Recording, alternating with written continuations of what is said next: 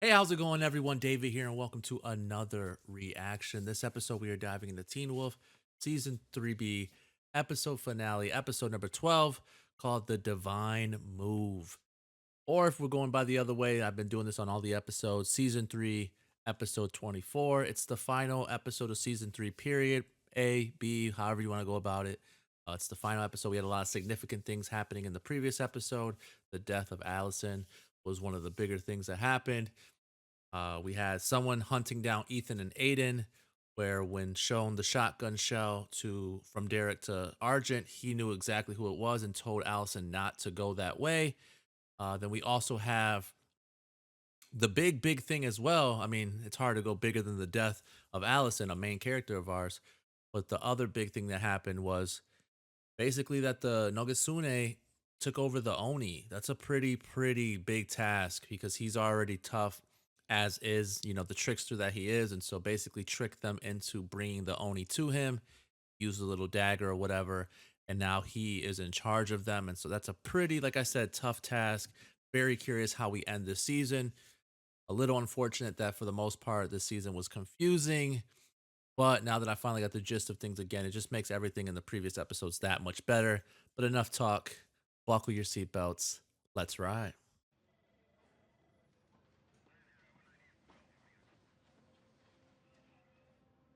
I mean, if you're Scott McCall, you got to be devastated. Same thing goes for Lydia. It's what we do.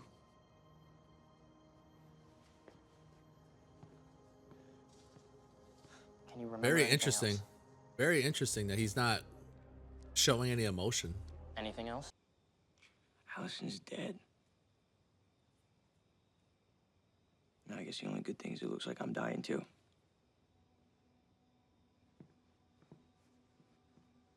How do we go back to just made a like powerful move by school splitting and the two hanging of you. out and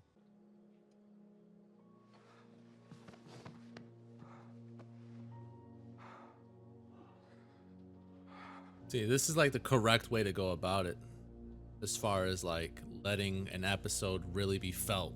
Like, look at the anger in his eyes. Oh, what do they want here though?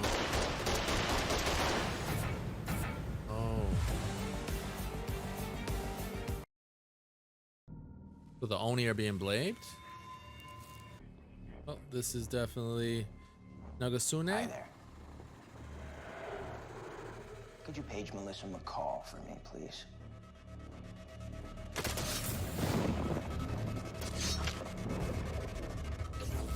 Well, I'm not paging anyone now. You killed me.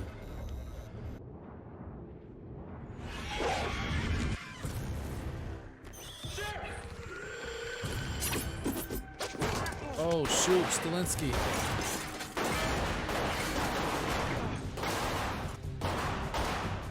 There's two of them. I got a gut feeling he's a dead man. Goodbye.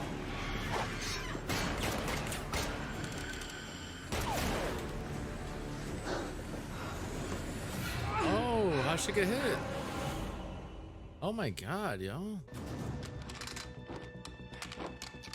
You're gonna need a bigger gun. Oh, bam! Yo! Holy crap.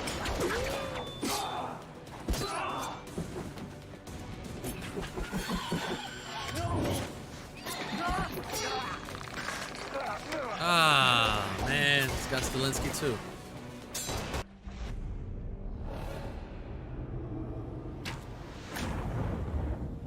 How? The same way that you almost did. Do you remember when you told us about one of your first gun deals, the Yakuza?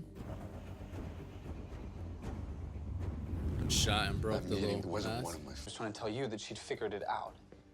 These four were still setting when she went off to meet Scott. We can stop them. No, I we can. can kill them. Okay. Argent. He just needs to try again. I tried to apologize. He's a teenage boy. He doesn't care about apologies. He wants you to do better. He probably wants you to suffer a little. Yo, is she about to die? Trust me, Right here? you make it work. No way. No, you're not dying.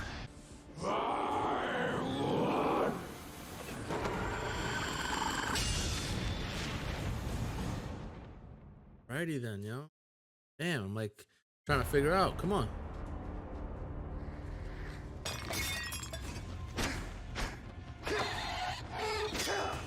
There you go, Deaton. I think I got caught though.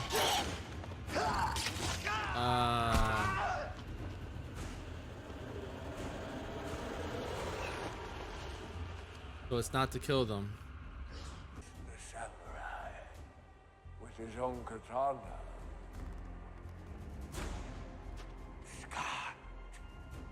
Scott is your Kaisakuti. Kaisakuti? I'm going to make your bed. Promise me. You told me to leave.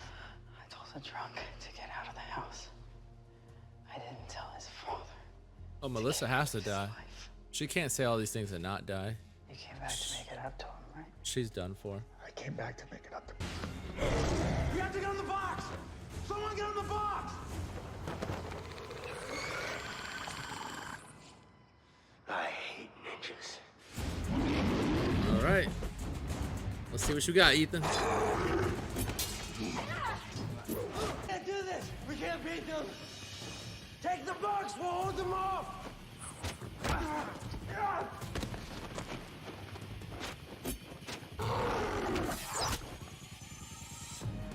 To the rescue, Mr. Argent.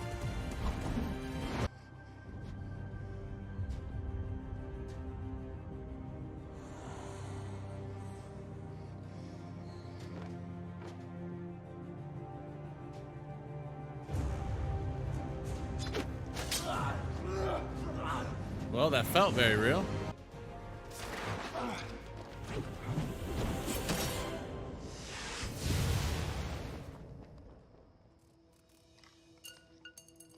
Oh, he touched the silver. Oh, he got stabbed. Oh, shit.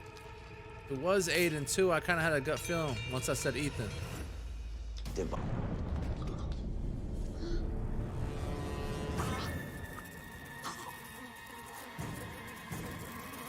gonna have to kill it. Oh God, I fainted, didn't I? Yeah. We're alive. We all alive.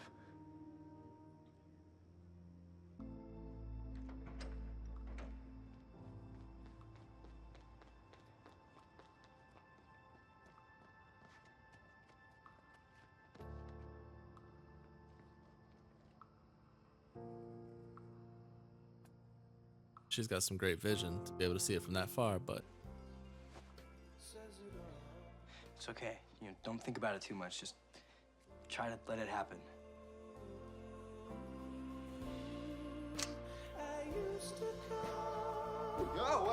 wait, relax, relax. I'm sorry.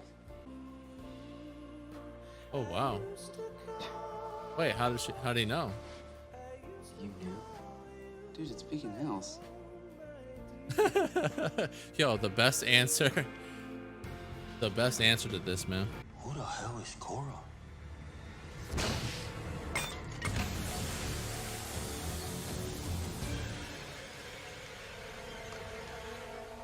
Oh, the she-wolf Cora. Okay, I see what they're trying to say. There's one about rainwater. Drinking rainwater out of the puddle of a werewolf's print. Oh no, don't tell me they're about to tell me this is Kate. Can you get her my scratch? If the claws go deep enough, Is Kate? maybe. Oh, Eric, if this is all just a dream, why you the look best so thing that worried? happened in season 1. Welcome back, Kate. You're real. Holy That's crap. right, Derek. And if seeing me is a surprise, Holy smoking aces. All right. Season 3B has finally come to an end. Episode number 12. Unfortunately, there's a lot of confusion with this one too. I know that we get closure. I know that we get all that good stuff, but nonetheless, I think the best way to go about it is scene by scene, talk about what I think certain things mean, and go from there. Early on, we get, everyone mourning Allison's death still. It's still something that trinkles in the minds of everyone. It's fresh. It's one of those things that at first when I mentioned it and I saw it, I said, "Oh, why are they showing Isaac here?" But then I don't know why, it completely slipped my mind that Isaac was, somebody that was with Allison. He was more close to Allison towards her end than Scott was, and then Scott obviously first love and everything that goes along with that, and then Lydia, her best friend, and so everyone's kind of mourning it. Uh, we're also greeted by a scene of Scott being told what to say to the sheriffs about what happened, trying to cover up the true story, and basically, Mr. Argent is cold as ice. It's as cool as the other side of the pillow, as the late Stuart Scott says. He's just calm, collected, isn't allowing himself to mourn in front of anyone. He says that he's used to it. It's something that they always go through or whatever. And so Scott even asked him like, how are you so cool with, like, how are you able to do this? And it's just that they're just so used to it.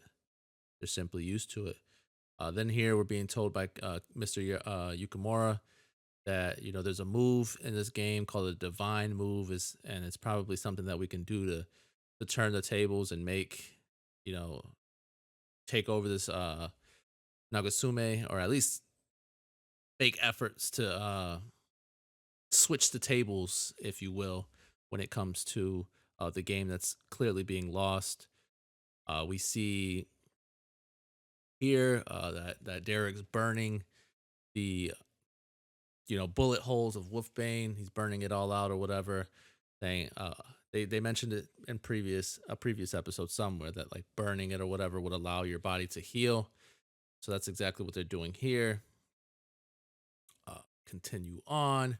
We find out from Deaton that the Nematon, which is the tree stump, I thought it was named something else. I apologize if I'm said a completely different name in another episode or whatever the case may be. But the Nematon is basically that little tree stump that has all the power or whatever. Deaton's explaining that it had so much power before it was chopped down or whatever, and that it still has some power. And so that's where the Triskelate box was made by Deaton himself.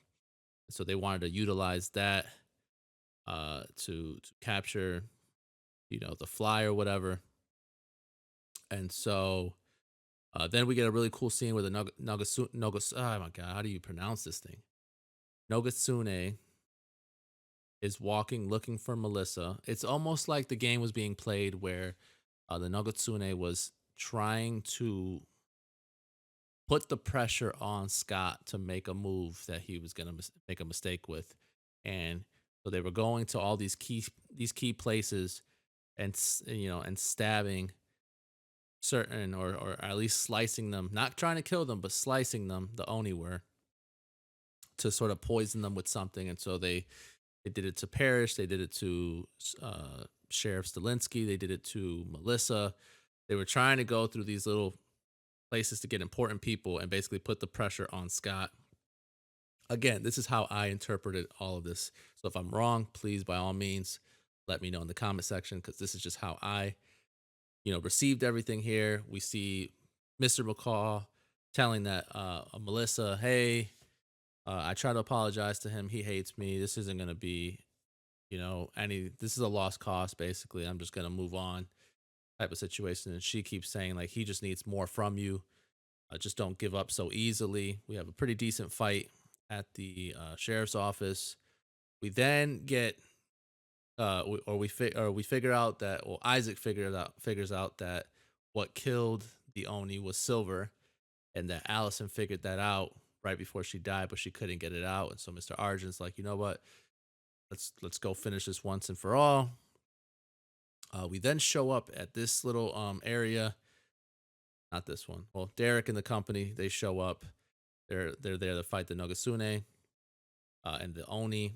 We then show up here where I believe they said, or Kira said, that we're in Bado or something, like the place between life and death, where it's basically this sort of world, this little trickster world. I'm assuming that the Nogasune was playing on them. He's playing a trick on them to think that they're really fighting the Oni, that they really are in this location, but they're not. It takes Styles a little bit to kind of figure it out.